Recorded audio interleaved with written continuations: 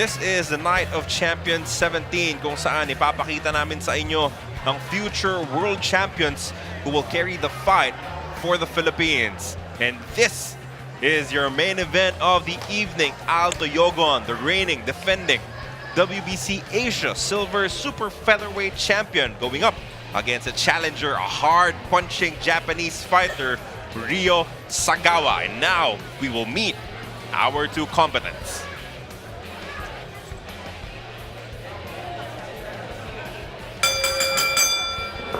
Ladies and gentlemen, up next, 12 rounds of boxing for the WBC Asia Silver Super Featherweight Championship.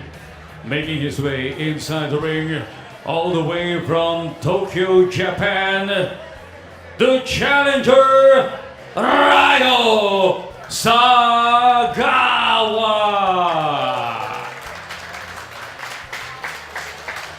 Ryo Sagawa, the challenger from Japan. He is a power puncher. Outstanding knockout ratio sa kanyang career, and he's hoping to use that strength to be able to upset the defending champion. And now, ladies and gentlemen, making his way inside the ring, the pride of Hingoog City, Misamis Oriental, Philippines, the WBC Asia Silver Super Featherweight Champion, Toyogon.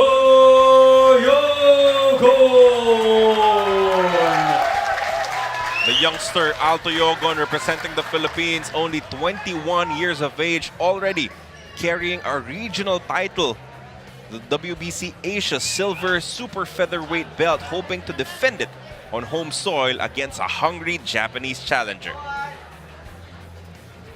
And your tale of the tape, 10 wins, 8 knockouts for Toyogon.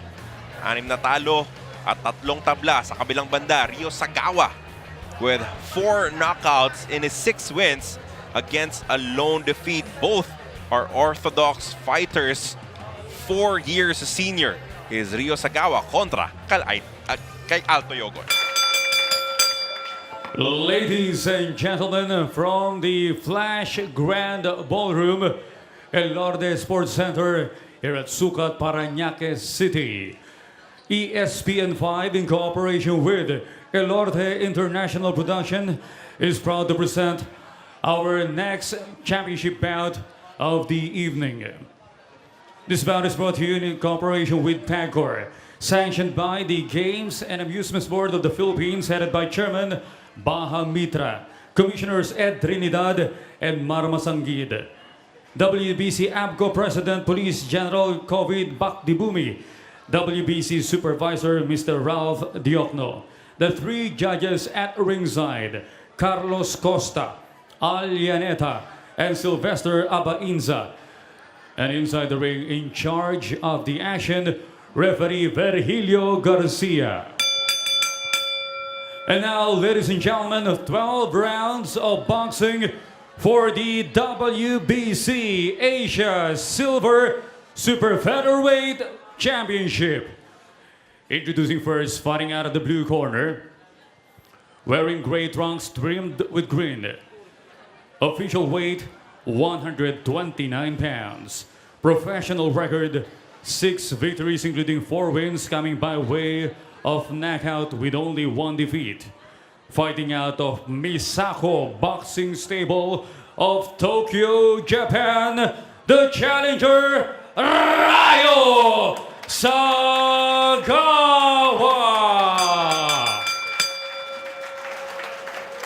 And now, introducing his opponent across the ring, fighting out of the red corner, wearing black trunks, official weight, 128 pounds. Professional record, 10 victories, including 6 wins coming by way of knockout with 2 defeats and 1 bout even. Fighting out of Elorde Boxing Stable of Sucat, Parañaque City, by way of Hingoog City, Misamis Oriental, Philippines, the WBC Asia Silver Super Featherweight Champion, here is Toyogon.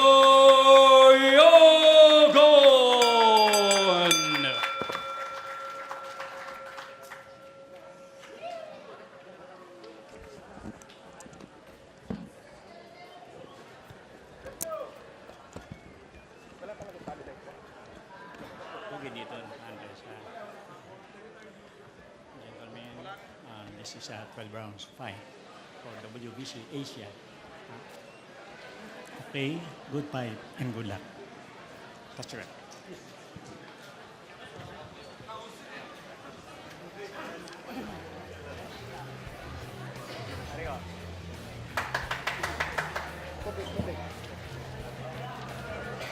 Up for grabs in this matchup, the WB Asia Silver Super Featherweight Championship, currently held by Toyogon of the Philippines. This is your main event for Night of Champions 17, coming to you from the ballroom inside the Elorde Sports Complex in Parañaque. Carlo Pamintuan po, kasama pa rin si Dennis Principe. Both fighters have won their last 5 matches. Kaninong streak ang magpapatuloy, kanino mapupunta ang WBC belt? And karamihan, partner, first round stoppage na-score ng parehong boxers. Intriguing itong si Rio Sagawa because yung kanyang mga huling panalo, partner, sabi mo nga, puro knockout. And most of them actually, in trying to count itong mga nakalaban niya, the last 5 fights, puro panalo. 4 of them were against fighters na may winning record. Shingo Kawamura, 16-4. Ryo Matsumoto, 21-2. Junki Sasaki, 19-3. Tasuko Zua, 5-1. Hindi basa-basa mga tinalo nitong si Rio Sagawa. Problema lang, yung quality nitong si Toyogon as compared to sa mga nakalaban ni Sagawa. Pero nakikita natin ngayon, naturally, yung Hapon looks like the bigger fighter. Oo. Although, yun nga, mas matangkad, mas mahabang kamay, dapat mas may bato ng jab ito. Si Rio Sagawa. Nice jab from Rio Sagawa. So far, so good, partner kay Sagawa. It is his first time fighting outside his home country of Japan. So that should factor in, no? Paano siya magre-react in enemy territory going up against the defending champion? And so far, I think he's convinced that he has to be the aggressor in this match. Yes. Pero inabot siya ng left mula kay Toyogon.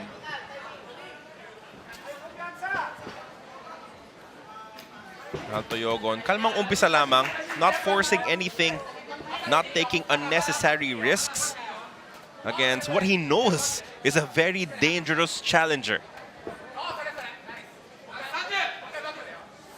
Mas mahaba yung Hapon, may lakas din sumuntok, so he is a live opponent. Yes.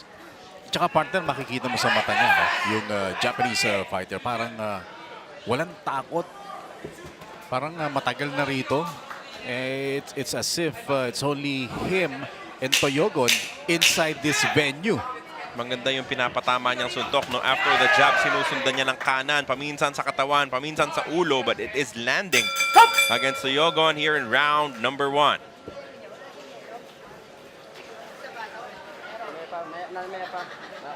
How did you score that first round, Dennis? Pretty close kasi yung Japanese boxer, maraming mga jabs na pinatama.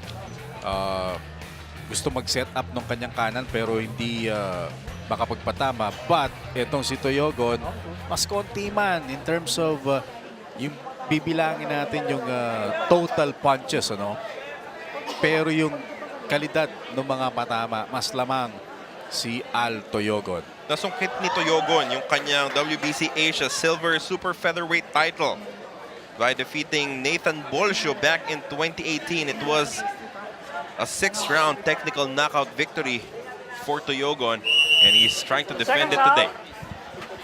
Second out. Partner, I've seen a lot of boxers, lalo yung mga may punching power. Parang nakikita ko kay Sagawa yung ganong movement, Nandyan lang, nakaabang lang, yung jab, bumabato, and then yung kanan, parating nakaumang, na parang ready to explode.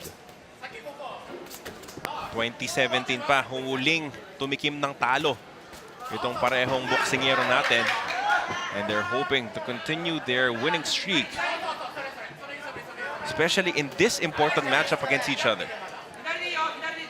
Medyo mababa lang yung left hand ni Sagawa. Kaya pagbato ng jab, parang hindi naapektuhan si Toyogon. Except yung siguro ma-distract for a while. Pero parang parang may nakaabang na kanan parati rito kay Sagawa. Good left. Dennis, yun din yung kailangan mong i-appreciate dito sa Elorde Promotions, no? They chose an opponent na talagang susubok sa tatag ng ating defending champion. Yes, tatag and diskarte, no?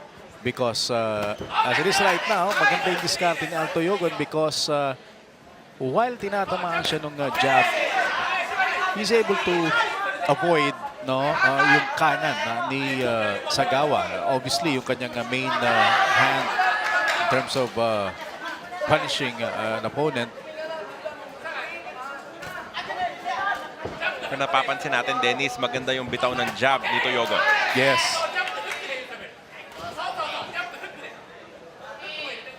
Tsaka nakakapag-adjust agad si Toyogon. Kanina, sabi nga natin, parang problema yung jab ni Sagawa. Pero ngayon, maganda yung kanyang pag-atras. Pero dahil sa haba nitong si Sagawa, kahit tingin na ni Toyogon, out of danger na, bigla, nasasampal pa rin siya ng suntok. Dumidikit pa rin.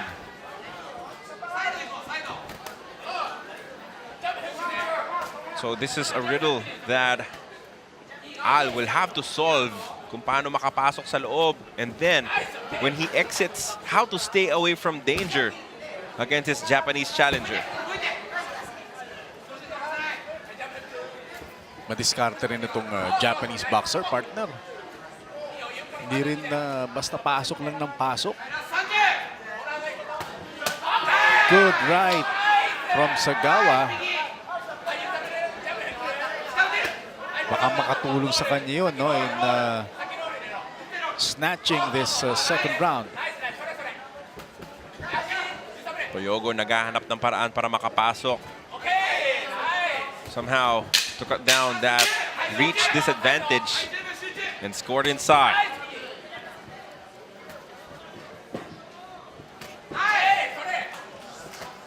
Good round for the challenger. End of round number 2.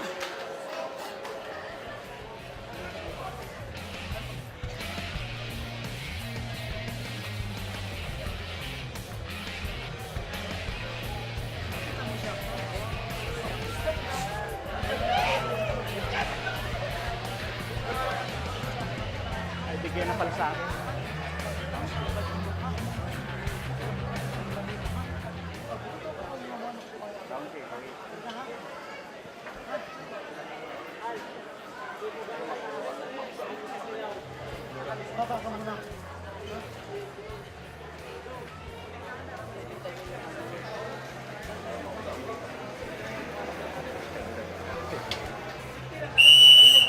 Second shot. Walang takot yung challenger mula sa bansang Hapon kontra sa ating defending champion, Toyogon. Carlo Pamintuan, kasama si Dennis Principe. You score the first round for the defending champion. Ano yung score mo in the second round, Dennis? I think si Sagawa did enough para makuha yung round na yun. We saw a few solid blows. Yung jab niya is constant. Nandyan lang. Dumidikit sa mukha ni Toyogon. And probably, that made Toyogon realize na dito sa third round, kailangan na maging active. At ito na, ginagawa na ni Toyogon. Hold it! And it all started with a good overhand right mula kay Toyogon. Now he's loading up, throwing caution to the wind against the Japanese challenger.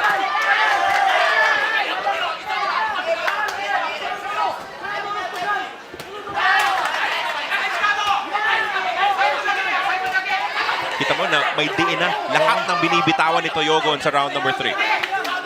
Parang he felt no? And he realized na yung second round medyo di maganda or probably nasabihan siya ng kanyang trainers na yun na nawala sa inyo yung nawala sa atin yung second round, kaya dapat dito mas maging agresibo ka, at ito mga ginagawa ni Toyogon.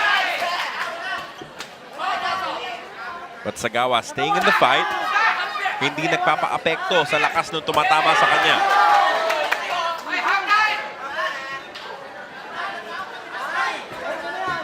Toyogon going back to his jab. Ganda yung jab, ano? Trying to puncture a hole in the middle of the defense ni Sagawa.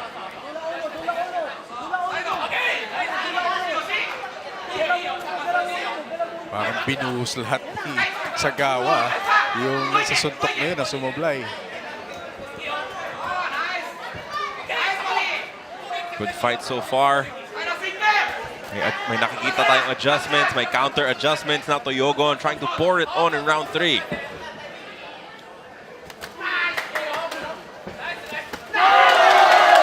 Again, that overhand right has been the money punch for Toyogon sa laban na to. But Sagawa is fighting back.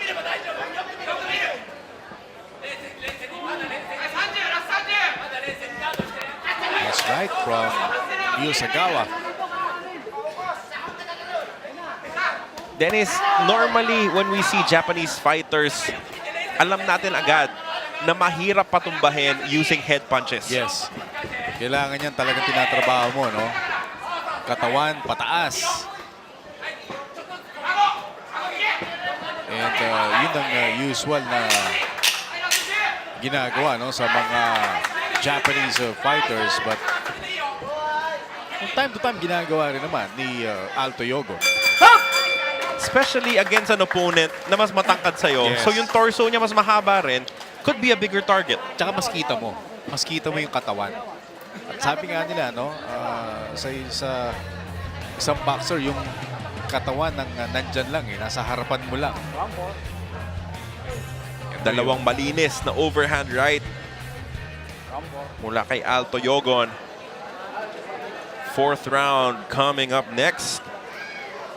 And after losing the 2nd round sa scorecard, ni Dennis Principe, unofficial of course, maganda yung naging bawi ni Toyogon. Oh, definitely, no. For me, I felt that Toyogon realized na yung 2nd round was a round na nawala sa kanila, so he had to make up for that. Second foul. And hindi mo masabi yung 1st round, ano, dahil very close din.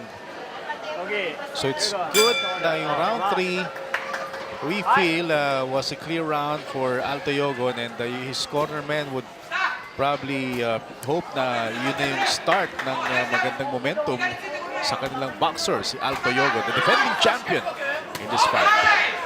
Muli po dahil WBC regional title fight ito, babasahin natin ang scorecards at the end of round number 4. We call it the open scoring. So we'll have a better idea how our judges saw the first 4 rounds in just a little bit.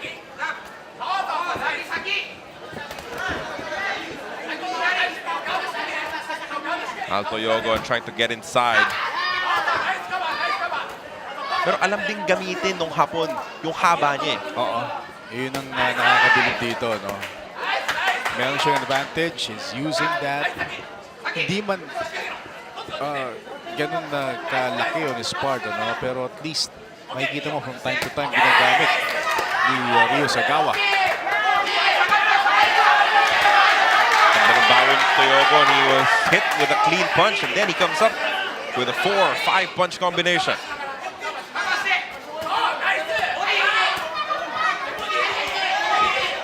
Dennis, nakakita na rin tayo ng mga suntok sa midsection mula kay Toyogon. Yes, and dapat bumoto pa siya, no? Ng more body shots because nakikita ko, he's adept at doing that. Kaya niya naman eh. Kaya lang siguro, naiilan din siya dun sa pagtukod ni Sagawa dahil sa tansya nga natin, mas mahaba ang reach ng Japanese boxer.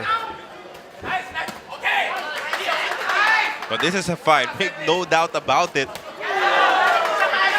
Hindi lumipad itong si Ryo Sagawa dito para magpatalo lamang. He's really pushing Toyogon to his limits in the first 4 rounds. Japanese boxer showing a lot of courage, showing a lot of resiliency. Sa research nga sa batang ito, sinasabi na kakasimula lang ito sa boxing. But the way he's fighting right now, partner, masasabi mo na parang veterano na rin itong si Ryo Sagawa. 7 laban pa lamang for Ryo Sagawa. Definitely not fighting like a newbie. in this regional title fight. Gandang suntok mula sa katawan mula sa challenger. Another one.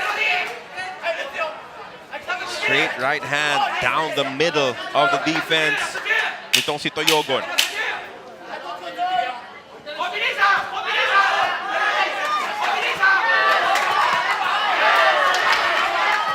And this exchange will bring us to the end of round number 4.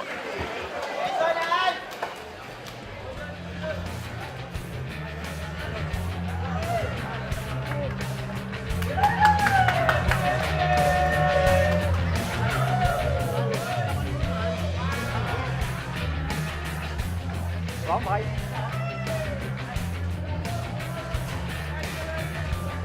Wrong fight.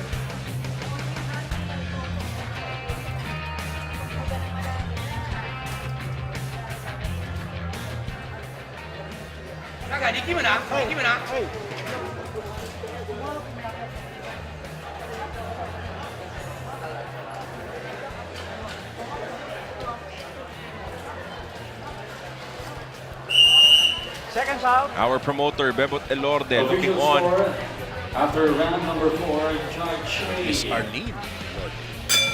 40-36 Toyogon. Judge B. 39-37 Toyogon. And Judge C. 38-38.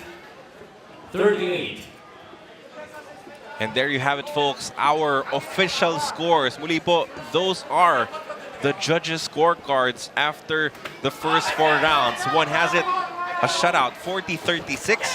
Yung isa naman, 3-1, 39-37. And the other judge has it dead even, 2 rounds apiece, 38-38. Agree ako rin sa 38-38 and 39-36. Pero 39-37 rather, pero yung 40-36 medyo kahit pa paano nakaisa naman siguro to si Rio Sagawa. Dahil tingin natin yung second round was a clear round for Rio Sagawa. Oo. At yun nga yung nag-motivate dito kay Toyogon to be aggressive in the third round. Huge uppercut landed by the defending champion. You know, a facet of open scoring na hindi pa natin masyadong naaaral is how it affects the psyche ng mga boksingero, no? Because, you know, you're guessing the scores usually.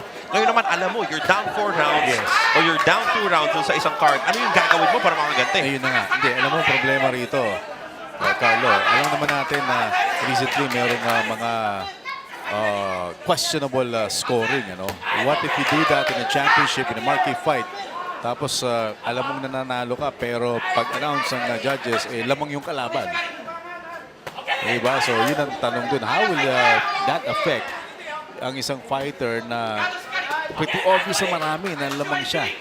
Pagkatapos pagdating dun sa pag-announce ng official scores, yung kabila ang nasa upper hand.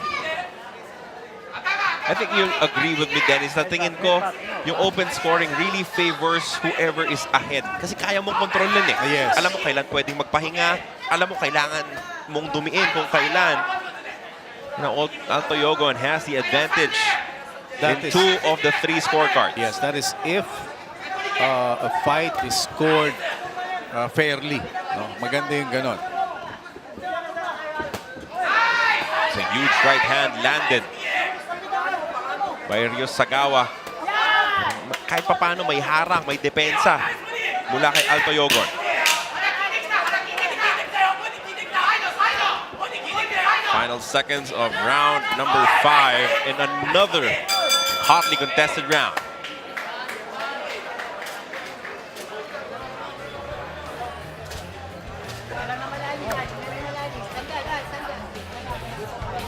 Both corners hard at work. Look at that uppercut, right one mula kay Toyogon. Pero may mga body punches din na nasusungkit itong si Rio Sagawa. Well, one thing is for sure, itong Japanese boxer partner talagang makikita mo, he prepared well for this fight. Supposedly, mas veterano tong si Toyogon. He's a more confident boxer, being the defending champion, being the fighter na nandito sa kanyang backyard. Pero yung Sagawa, wala no? Parang hindi affected nung whatever advantages meron si Al Toyogon sa laban na to. Round 6, come on. Round number 6. Here we go. Al Toyogon, the defending WBC Asia Silver Super Featherweight Champion, staking his ground against Ryo Sagawa of Japan.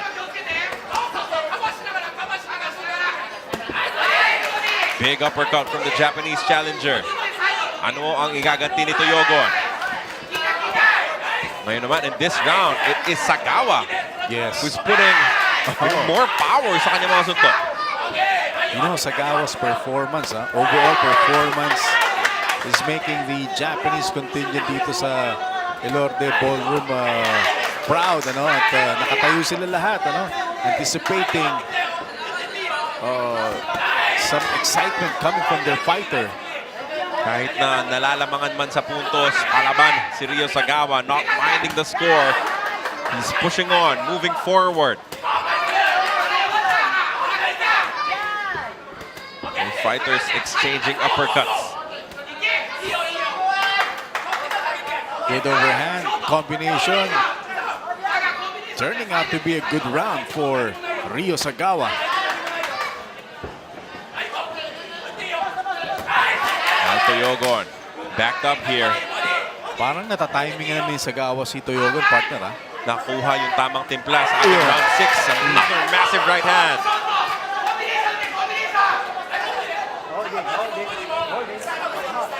Matalino rin ito si Ryo Sagawa.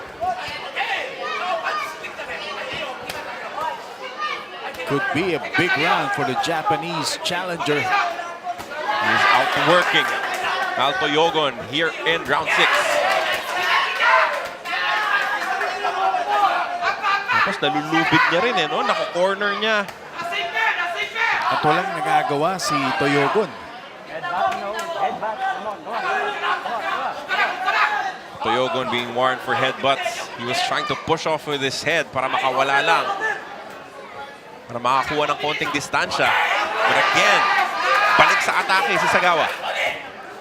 Tsaka partner, yun nga na may variety yung mga suntok ni Sagawa. Meron sa katawan, meron sa mukha.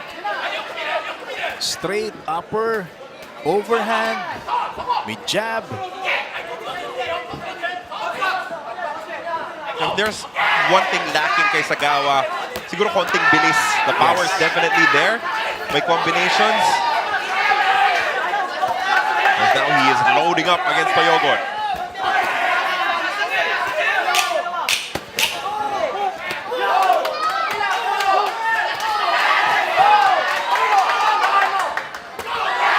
Definitely a big round Big for the round Japanese for challenger.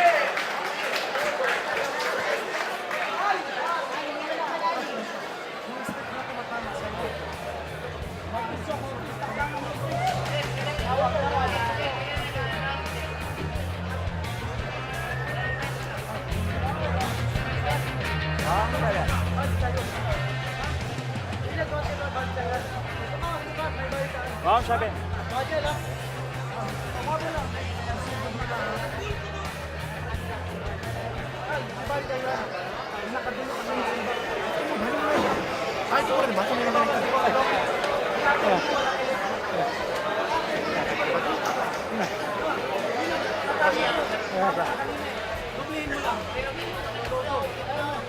Not minding the score.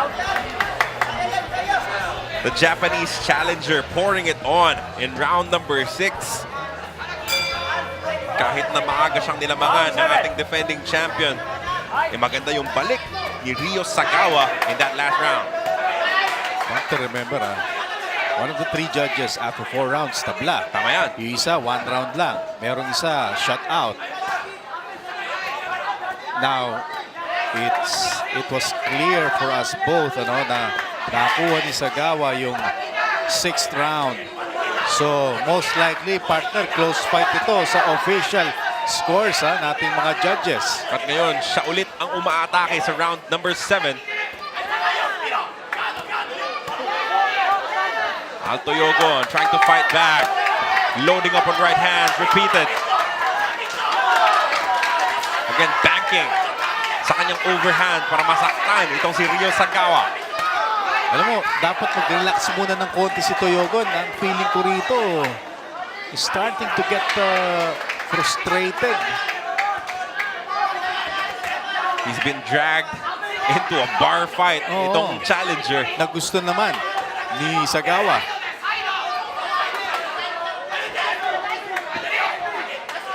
Yung mga sugod ni Toyogon, kinakapos ng konti. Again, because of that reach disadvantage. Ang mahirap kay Sagawa. Whether distance fighting or in fighting, parehong gusto niya. Katulad nun. Uppercut naman ang pinapatawa ni Sagawa. Toyogon responds. Nawala yung jab ni Toyogon, partner. Ano? Yung kanina nga, napabilib ka doon sa pagbato ng left jab ni Toyogon. This time, nawala yung leverage din. It was sort of a leverage for him. Kaya naging maganda yung takbo ng mga first few rounds ni Toyogon. Minsan kasi pag napipikon ka, na tinatamaan ka, gusto mo suntukan na lang eh. You forget about the science of it. Even if the jab was so effective for Toyogon in the first couple of rounds. Maganda kondisyon itong Japanese boxer. Di nagpapalit eh, no? Pareho pa rin, pantay pa rin yung pace ng nilalaro niya. Ayun, no? Unrelenting yung mga atake and showing no respect whatsoever dun sa suntok ni Toyogon.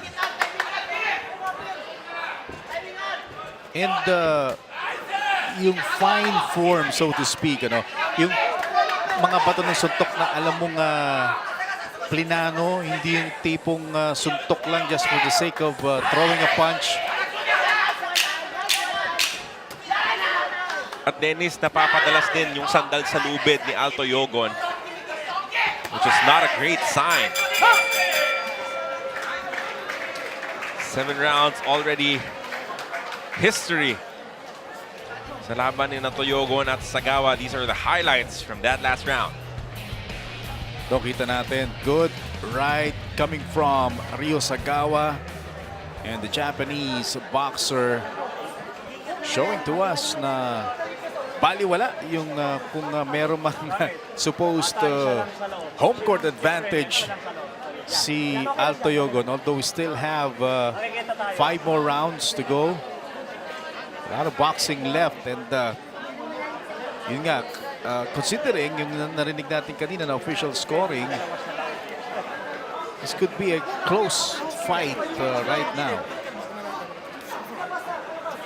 After the upcoming 8th round, muli babasahin ang ating official scores, which we feel, you and I both, Dennis, could be a little closer for the Japanese challenger. Baka mag-split na yan, partner, ha? Kasi mayroong isang shot out. So most likely, yung judge na yun will still have Toyogon ahead. Pero yung tablang score, baka maswing ni Sagawa, no? Yung judge na yun. And makuha niya yung lamang. Yung nagustuhan din natin mula kay Toyogon kanina, after what we think was a poor round 2 performance for him, he came out firing in round number 3. Ngayon, after what we felt were 2 subpar rounds, ano yung papakita niya sa round 8? Ayun, no, sana nga, ganun ang mangyari dito. Pero the difference is, partner, that 3rd round, medyo fresh pa si Toyogon. This time, he's coming off, sabi mo nga, 2 subpar rounds na medyo physically nabugbog siya. But now at least, he's able to stay in the middle. Pero tinamaan siya doon ng magandang kanan. Oo. Overhead right Oo. coming from Sagawa. Kanina, yan yung puhunan ni Toyogon. The challenger wanting to turn this fight around. Partner, tinatamaan si Sagawa ng kanan sa katawan. Parang hindi iniinda, no? Parang dinaanan lang, parang hinampas lang ng dyaryo. Yung tagiliran ni Sagawa. At yan yung magsasabi na praktisado, pinaghandaan ni Sagawa itong laban na to. He knew he had a strong champion in front of him. Maganda so far ang tactica rito ni Ryo Sagawa. Binabasa niya, no? Hinahanapan niya ng opening. And every time na may makita siya, nakaka-react agad yung kanyang mga kamay. Tulad niya, no? May opening, combination, nakita yung katawan, pato agad, dalawa sa katawan. And right now, he is outworking Toyogon in this round. And he knows also when to move out of harm's way.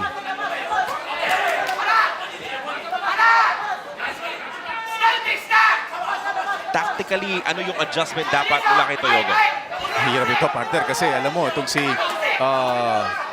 Ryo Sagawa, whether brawl or distansya, kuha niya pareho. And yung mga body shots, I think, masyado matibay yung katawan itong Japanese boxer. So probably, sa nakikita ko, no, ibalik niya yung whatever he did sa early part of this fight. Balik na yung jab. Jab, you know, ibalik niya, kumuha ng composure. After all, we still have 4 rounds after this. Pwede pa naman, either way, na manalo.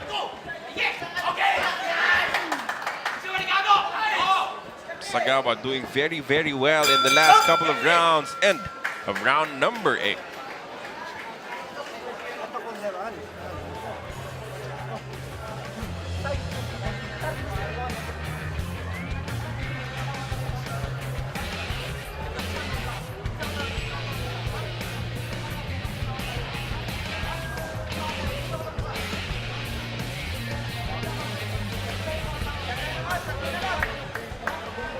Again, the Norte International Foreign sponsors, ESPN5, Pagor, Musashi Personal Incorporated, and Nari Singh-Wongcha. After round number 8, here are the scores of our judges. Judge A, 76, 76. Judge B, 75, 77, Sagawa. 74, or Judge C, 74, 78, Sagawa. And you just heard the scores, the official scores of our judges. Sagawa completely turning this fight around. Yes. 2 of the 3 judges, right? Pabor sa kanya ngayon. Apparently, yung malamang yung 78-74 na pabor kay Sagawa. Ito yung draw kanina. Ito yung draw kanina. No. Ito naman yung lamang ng isa. Yung 77-75 now favoring Sagawa. Yan yung isang round ang lamang ni Toyogon. So, Dennis, it means the judge that scored it a shot out, yung first 4 binigay kay Toyogon, yung next 4 binigay lahat kay Sagawa. Yes, kaya tama ba? Tabla, no? Yung kanyang scoring. So, medyo bumawi ron si Judge A. And now, kung ikaw yung corner man ni Toyogon, you know na kailangan ipanalo mo na yung huling mga round nitong laban na to. Must win para sa kanya yung mga last yung remaining rounds, yung championship rounds actually. And he's a defending champion, so this is the moment, no, na kailangan niya mapatunayan. The moment na inaantay ng every boxer for that matter, partner. But Dennis, personally, how did you score it? I have it tabla nga, no, yung sa score ko na parehong 76. But masyadong malayo yung momentum, no, na meron itong si Sagawa. At makikita mo sa kanyang kilos, he's a very confident fighter right now. At the same time, nandun pa rin yung kanyang diskarte, no? Nandun pa rin yung kanyang pag-iingat. He is able to balance everything, you know? Pero yung malinaw sa ating lahat, the momentum is now firmly on the side of the challenger. Yes, without a doubt, partner. And he seems to be the fresher boxer between the two. Toyogon, can he find another gear Can he level up in the final rounds of this matchup? Problema kay Toyogon, partner. The kind of fight na gusto ni Sagawa, binibigay niya sa laban na to. So far, Again, completely abandoning his jab. nawala eh. Head back, no, head back. Cornerman looking on, thinking of ways para matulungan yung kanilang fighter. Oh, come on. I think Toyogon needs his second win, partner, sa laban na to. Tingin ko kinakapos na eh.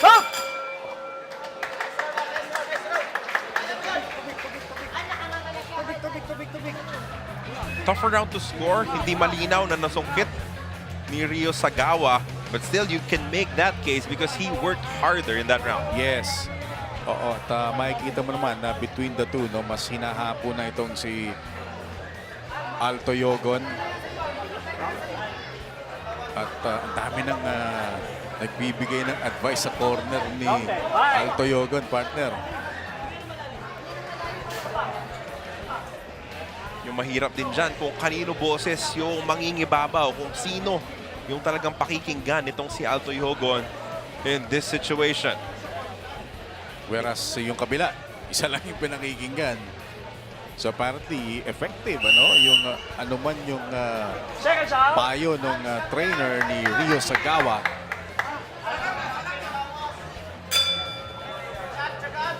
On. Round 10. Come on. Round 10 as we approach the championship rounds here in our main event of the Night of Champions 17. Carlo Pamintuan, Dennis Principe on the call. WBC Asia Silver Super Featherweight title up for grabs. And the challenger coming from Japan wants to take it away from our defending champion. Could still go either way, partner, ano? Hindi dapat masyadong magkumpiyansa rito si Ryo Sagawa. It's still a close fight, yes. Maganda nga yung ginawa niya the last 4 rounds, pero that was just enough para maging close itong laban na to. Good flurry mula kay Al in the first minute of round number 10. Now tumatama na si Toyogon. Ano to, partner? Parang medyo kinakapos na rin itong si Sagawa. Hindi rin kasi biro yung nilaban niya in the past 5 rounds.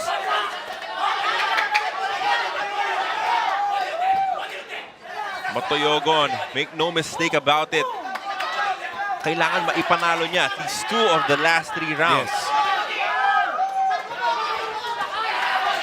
Medyo mababa yun. Low blow. That was a little low. Come on. But this is just the first warning kontra sa challenger. Clubbing punch mula kay Toyogon.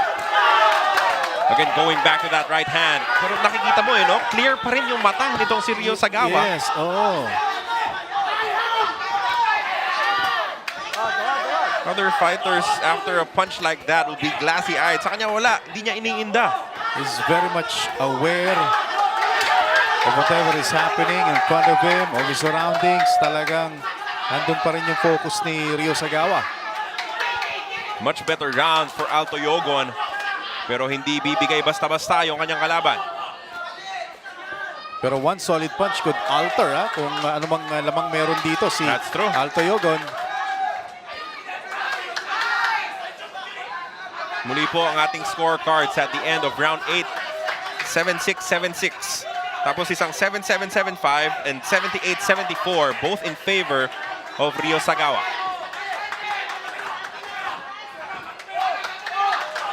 However, this is a much better round for Toyogon. Partner, yung score na yan,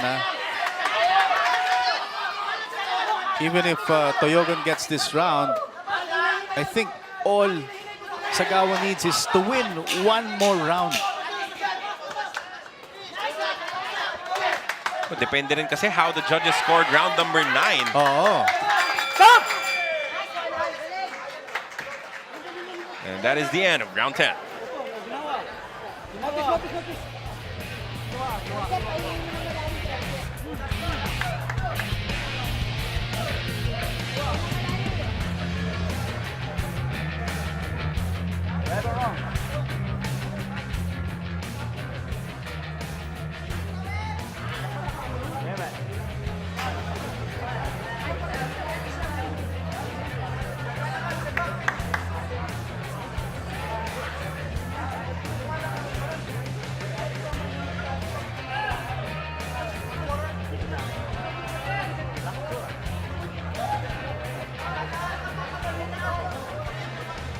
championship rounds coming up, and these are the highlights Second round. of round 10. Toyogon contra Sagawa, and the Filipino champion pouring it on in that round. Round 11. Tama. Right. Hirap iskora nito, partner. Tatanungin muna dapat kita pero inamin mo na rin that 10th round is very difficult to score. Maganda yung panimula ni Toyogon, may bawi yung Japanese challenger.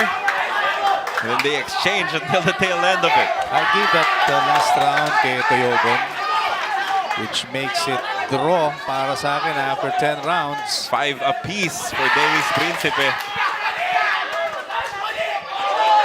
Ayun na yung jab, partner. Dapat kanina niya pa binabato yun. Ngayon niya lang nilabas. Kaso nawala na naman. Posing. Come on, come on. Sagawa, posing, ha? Posing. Walang sagot si Sagawa dun sa jab no? Ni Toyogon. Pero ang problema, Toyogon is being forced to brawl by Sagawa. Ingat, ha? Come on. Nakalimutan niya yung jab. Will he rediscover it here in round number 11?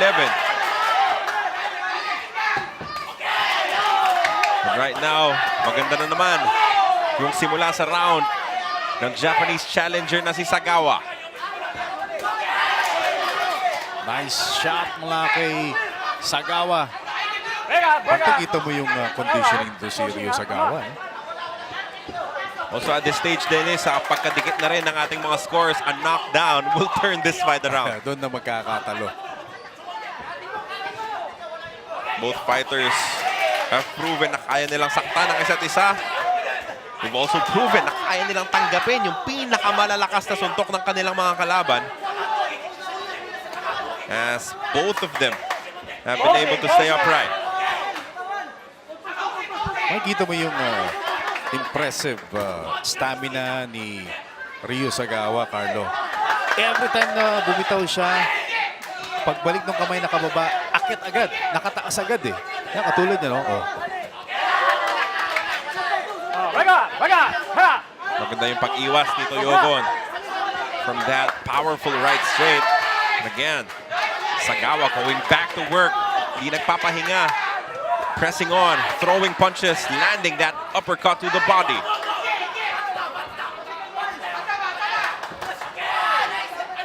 Yes, for him to fake a shot, partner, is a testament to his focus sa laban na to, no? As much as possible, ayaw niya mag-commit ng mistake. At mahirap gawin yun sa isang boxer. Especially for a fight like this na napakadikit. May mga dukot pa sa katawan itong si Ryo Sagawa. I think Body Sagawa is hunting. being able to steal this round, partner, with those body blows. Ayun na naman. Isa na naman sa katawan. And we will be heading to our 12th and final round. Dennis Principe, what a fight so far. Without a doubt, exciting. And fast-paced pero tactical no? Especially dito kay Ryo Sagawa. Ito yung slow-mo replay. Sa sobrang haba nung kamay ni Sagawa, partner. Ang lalim na nung dukot sa katawan. Dumidikit pa rin. Tumatama pa rin no?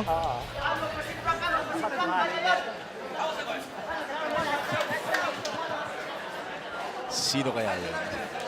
Kahit sino man, tama siya. Toyogon needs this round to save his title. Again, championship advantage. If the fight is scored even, mananatili sa kanya ang kampyonato. Alam ko boses na yun, partner, na crucial itong round para kay Al Toyogon.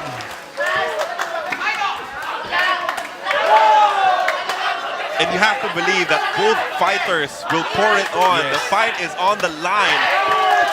Whoever wins this round might just be the victor. Okay, again, sa akin, partner. I gave the last round, the 11th round, kay Sagawa. So I have him around ahead. 6-5 for Dennis Principe lamang, ang challenger. Phone booth fighting in round number 12. Toyogon needs to get some distance. Kailangan niya magpatama ng malinis. No, what's impressive about Sagawa is that supposedly sa phone booth fight, mas naman yung mas maliit eh. Pero it is turning out to be an advantage for Sagawa, although inabot siya ron ng magandang kaliwa. Pero bawi agad si Sagawa. Napapahawak na itong si Toyogon. Let's see if he can mount one last rally.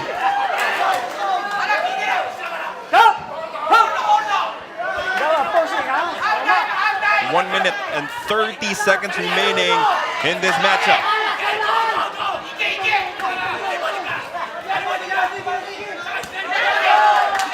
Mayroon pa bang pwedeng ibuhos si Toyogon? His Japanese challenger not even budging. I think yung problema ni Toyogon the last 3 rounds, partner, halfway through every round, bumababa yung kanyang level of activity. At doon naman pumapasok si Rio Sagawa. Itong walang kapaguran at na challenger is still pouring it on. Toyogon trying to weather this storm.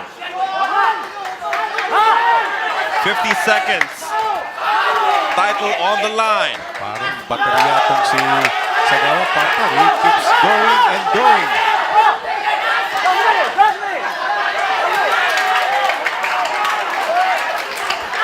Sagawa still throwing heavy leather. Toyogon replying.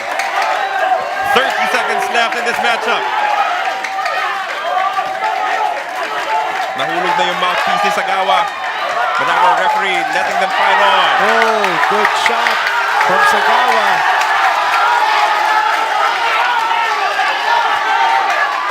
Fans of both fighters imploring them to keep attacking. What a fight as they will exchange until the final bell. You can say that again, Carlo Pamintuan. What a fight. Rematch, please. What an outstanding fight. Of course, the challenger, Rio Sagawa, first time fighting outside Japan. Sa kabilang banda, ang kampiyon ng Pilipinas, Toyogon. Will he be able to keep his title? These are your exchanges in round number 12. Walang sumuko. Up until the final bell, they were throwing with mean intentions to try and win this matchup.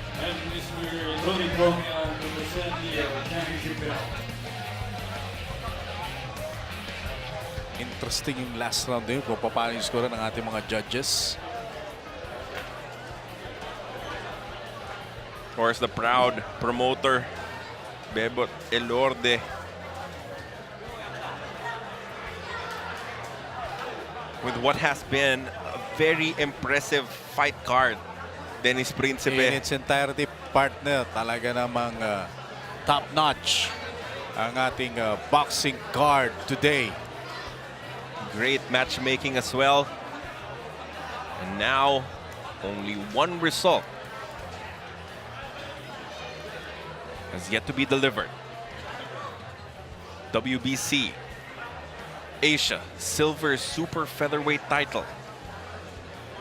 And still, and new, that question will be answered in just a few.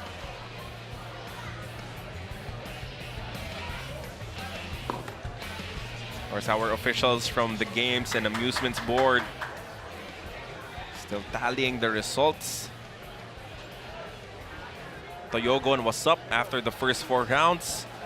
Sagawa swung the fight in the next 4, and now we are ready for the announcement of our official result. Before we announce the winner, palakpakan po muna natin Toyogon and Rio Sagawa. Ladies and gentlemen, after 12 rounds of boxing, we go to the scorecards. Carlos Costa scores about 116-112. Al Lianeta scores about 115-112. 113.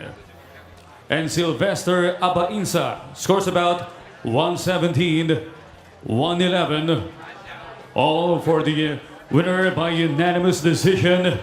And you, WBC Asia Silver Featherweight Champion, Ryo Sagawa!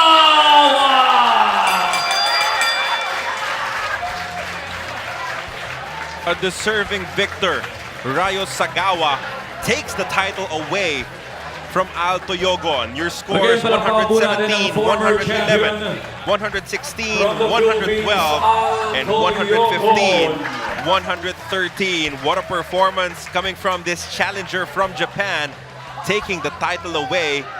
Outstanding work rate enabled him to emerge victorious in this match. He was very, very consistent the entire night, partner.